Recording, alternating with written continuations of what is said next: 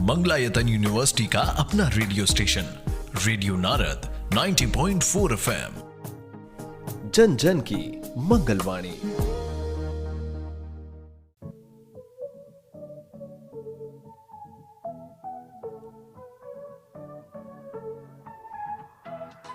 स्वागत है दोस्तों रेडियो नारद 90.4 FM से। मैं हूं आपके साथ आरजे याशी और प्रोग्राम शुरू हो गया है ज्ञान सागर। जी हाँ दोस्तों, जिसमें हम आपके ज्ञान को करते हैं और भी ज्यादा उजागर।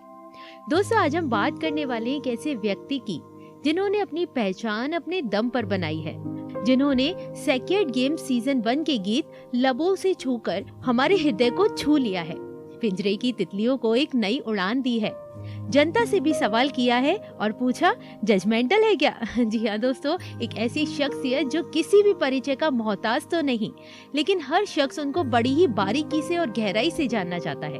तो चलिए आज उनके बारे में उन्हीं की जुबानी सुनते हैं। मैं बात कर रही हूँ बॉलीवुड की जानी मानी हस्ती जो आज भी अपनी मिट्टी अपनी जमीन से जुड़े हैं, मल्टी टैलेंटेड स्टोरी डायलॉग और स्क्रीन राइटर, साथ में लिरिसिस्ट मिस्टर वरुणेंद्र त्रिवेदी जी की, जो फिलहाल हमारे साथ स्टूडियो में मौजूद हैं। दोस्तों, बिना देरी किए उनका स्वागत करते हैं। वरुणेंद्र जी, बहुत बहुत स्वागत है आपका रेडियो नारद 90.4 FM में।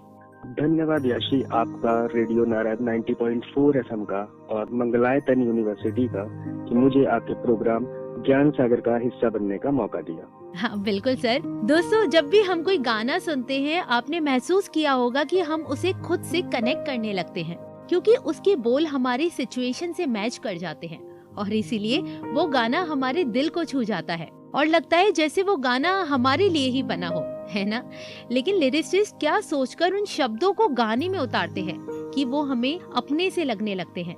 आपने इस बारे में कभी सोचा है? नहीं ना। चलिए आज के मेहमान हमारे लिरिसिस्ट से ही इस बारे में जानते हैं। सर, आपको तो इंडस्ट्री में अच्छा खासा समय हो गया है, लेकिन जब आपने अपने करियर की शुरुआत की थी तो उस समय कितना वक्त लगा था किसी भी गाने को लिखने में और आज कितना वक्त लगता है, इस बारे में बताएं। देखिए याशी, एक गाना लिखने में कितना समय लगता है ये कहना बहुत मुश्किल होगा। डिपेंड करता है कि आपको किस तरह का गाना लिखने के लिए दिया गया है और उस वक्त आपका मूड कैसा है। बहुत बार ऐसा होता है कि जैसे मैं रेडियोज के जिंगल करता हूँ या किसी प्रोग्राम के जिंगल्स करता हूँ, तो ऐसा कई बार होता है कि मैं 1 घंटे में एक गाना लिख देता हूँ। उसमें एडिटिंग वगैरह जो बताई जाती है वो भी मैं 1 घंटे में करवा के खत्म कर देता हूँ। लेकिन कई बार होता है कि 1 सप्ताह लगा है मुझे गाने का मुखड़ा सोचने में ही बीत गया है कि क्या मुखड़ा रखा जाएगा। इसलिए गाने को लिखने में कितना टाइम लगता है या कितना टाइम लगेगा ये बताना अभी तो मेरे लिए मुश्किल है। आगे चल के मैं बहुत बड़ा राइटर बन गया, बहुत बड़ा लिरिसिस्ट बन गया, तो फिर तब हो सकता है कि थोड़ी स्थितियाँ अलग हो। जी जी जी सर, बात करें किसी भी गाने के बनने की, तो वो प्रोसेस क्या होता है? जैसे म्यूजिक कंपोजर और लिरिसिस्ट का वर्क प्रोसीजर होता है, किस तरह से ये दोनों अपने रोल को अदा करते हैं? देखिए ऐसे सबसे पहले क्या होता है कि लिरिसिस्ट जो होता है उसको एक सिचुएशन दी जाती है, मेकर्स की तरफ से एक सिचुएशन देते हैं कि इस सिचुएशन पे आपको गाना बनाना है जी। उसके बाद वो लिखता है गाने को, फिर जाता है गाना कंपोजर के पास। कई बार क्या होता है कि कंपोजिशन हम खुद ही बना लेते हैं जी, लेकिन अगर कंपोजर से बनवाई जाती है तो ज्यादा बेहतर रहता है, तो कंपोजर के पास जाता है, फिर वो एक कंपोजिशन तैयार करता है। ओके। और उसके बाद फिर गाने का और म्यूजिक का काम शुरू होता है जी। इसके अलावा बहुत बार ऐसा भी होता है कि लिरिसिस्ट को मूवी ही दिखा दी जाती है और बता दिया जाता है कि इन सिचुएशंस पे आपको गाना लिखना है, जो कि मुझे लगता है ज्यादा बेहतर है। बिल्कुल, क्योंकि हम इससे ना फिल्म का जो फील है वो हम ले पाते हैं सिचुएशन का। जी डेफिनेटली। पिंजरे की तितलियां का टाइटल सॉन्ग लिखने से पहले मुझसे यही किया गया था मेरे साथ कि मुझे मूवी दिखा दी गई थी। ओके सर, वहीं हम पंच लाइन की बात करें तो पंच लाइन का किसी भी गाने में कितना बड़ा रोल होता है और वो कितना अच्छा रोल अदा करता है किसी भी गाने के लिए, वो भी बताएं। मैं तो बहुत ज्यादा सहमत नहीं हो पाता इस बात से। मुझे लगता है कि गाने को अगर लिरिसिस्ट के ऊपर छोड़ दिया जाए जी, और लिरिसिस्ट अच्छा है तो गाना खुद ब खुद अच्छा बन जाएगा। जी जी। ये पंच लाइन जो है वो लिरिसिस्ट की फ्रीडम को खा जाती है, कई बार ऐसा होता है। अच्छा, इसकी वजह से कई बार गाने खराब हो जाते हैं। मेरा पर्सनल एक्सपीरियंस तो यही है, बाकी दूसरों का मैं नहीं कह सकता। जी सर, लेकिन जैसा कि इंस्पिरेशन की बात करें, हर किसी की जिंदगी में कोई ना कोई इंस्पिरेशन तो होती ही है। जैसे कि आप लेखन के क्षेत्र में हैं, आपका भी कोई ना कोई इंस्पिरेशन होगा, तो बोल के संदर्भ में आपका पसंदीदा गाना कौन सा है और वो क्या चीज है जो इसे और भी अच्छा बनाती है? बिल्कुल सही बात है, हर कोई कहीं ना कहीं से इंस्पायर्ड होता है जी। अगर कहानियों की बात करें तो मुझे बाबा प्रेमचंद बहुत पसंद है, मुंशी प्रेमचंद जिनको बोलते हैं, मैं उनको बाबा बोलता हूँ। तो उन्होंने अपनी कहानियों में जो लिख दिया है उस समय, वो उस टाइम के दूसरे लेखकों को शायद वो नहीं लिख पाए, उनके हाथ कांपते होंगे वो सब लिखते हुए। उनकी लिखी ज्यादातर कहानियां ऐसी जिनको पढ़कर मैं खुद रो पड़ा हूँ। जी सर। और गानों की अगर बात की जाए तो गुलजार साहब से बेहतर कोई लिख पाया है। डेफिनेटली। जैसे कि छोड़ आए हम वो गलियां, क्या खूबसूरत क्या लिखा है खूबसूरत उन्होंने। गाना है, बिल्कुल सर। जहाँ तेरी एड़ी के कवल गिरा करते थे, हंसे तो दो गालों में भंवर पड़ा करते थे। जी जी। तेरी कमर के बल पे नदी उड़ा करती थी, हंसी तेरी सुन सुन के फसल पका करती थी। कोई दूसरा ऐसा सोच सकता है? मुझे तो नहीं लगता। नहीं नहीं नहीं, बिल्कुल सर, बिल्कुल। और इसी के साथ दोस्तों, वरुणेन जी से हमारी बातें यूं ही बरकरार रहेंगी, यूं ही चलती रहेंगी, लेकिन इस छोटे से ब्रेक के बाद। जी हाँ, इस ब्रेक में आपको सुनवाने जा रही हूँ वरुणेन जी का लिखा हुआ एक बहुत ही प्यारा सा musical track from the movie Judgementall Hai Kya. इस म्यूजिकल ट्रैक को एंजॉय कीजिए, फिर हम वापस आते हैं और बात करते हैं वरुणेन जी से और भी ढेर सारी। तब तक के लिए बने रहें, जुड़े रहें मेरे यानी आरजे याशी के साथ रेडियो नारद 90.4 FM, जन जन की मंगलवाणी। मंगलायतन यूनिवर्सिटी का अपना radio station radio Narad 90.4 FM, जन जन की मंगलवाणी।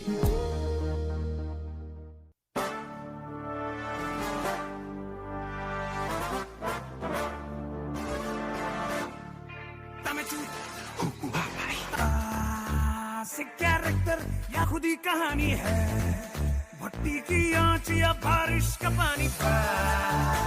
कैरेक्टर या खुद ही कहानी है, भट्टी की आंच या बारिश का पानी। बिगड़ी झगड़ी सी लड़की, खाली भरी सी लड़की, बोलती रहती, डगमग डगमग डोलती रहती, बेमतलब बेखौफ बात सी, बजे बराबर वॉल क्लॉक सी, बग बोलती रहती, डगमग डगमग डोलती रहती, बेमतलब बेखौफ बात सी, बजे बराबर वॉल क्लॉक सी।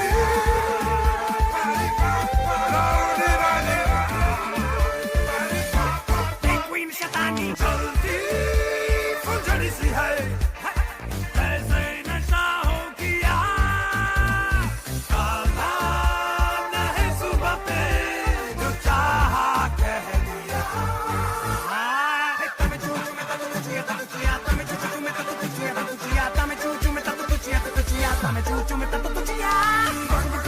बोलती रहती, डगमग डगमग डोलती रहती, बेमतलब बेखौफ बात सी, बजे बराबर वॉल क्लॉक सी, बक बोलती रहती, डगमग डगमग डोलती रहती, बेमतलब बेखौफ बात सी, बजे बराबर वॉल क्लॉक सी। रियलिटी का रट्टा मार रात रात रो लेती है, टेढ़ी टेढ़ी टॉक है उसकी टंग ट्विस्ट हो लेती है। तमे चूचू में तब तुझिया तो तुझिया, तमे चूचू में तब तुझिया तो तुझिया, तमे चूचू में तब तुझिया तो तुझिया, तमे चूचू में तब तुझिया। बक बोलती रहती, डगमग डगमग डोलती रहती, बेमतलब बेखौफ बात सी, बजे बराबर वॉल क्लॉक सी, बक बोलती रहती, डगमग डगमग डोलती रहती, बेमतलब बेखौफ बात सी, बजे बराबर वॉल क्लॉक सी।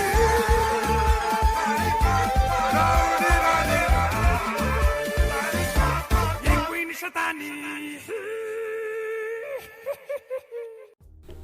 मंगलायतन यूनिवर्सिटी का अपना radio station radio Narad 90.4 FM, जन जन की मंगलवाणी।